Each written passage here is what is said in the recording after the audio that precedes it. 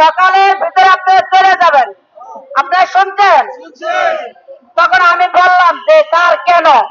বলতে ডিসি অফিসের থেকে অর্ডার আসছে, আমরা যেটা করণীয় আমরা এটা করবো। ঠিক আছে, আপনারা যেটা সরকারি লোক, সরকার যেটা আপনাকে বলছে, তাহলে আপনার দায়িত্ব আপনি পালন করেন, আমাদের দায়িত্ব আমরা পালন করব। আমরা কি রাজপথ ছেড়ে যাব? আমরা কি কোনো ভয় পাবো?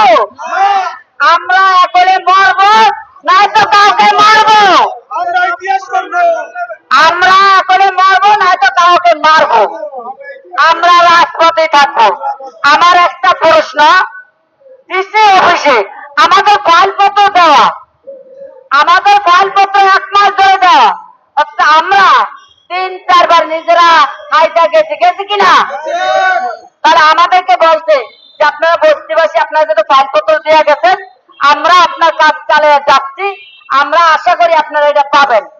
তাহলে ওনার দ্বিতীয় অফিসে কি করে অর্ডার দেয় যে বস্তিবাসী আপনারা এখান থেকে সরান? কি করে সাহস পায়?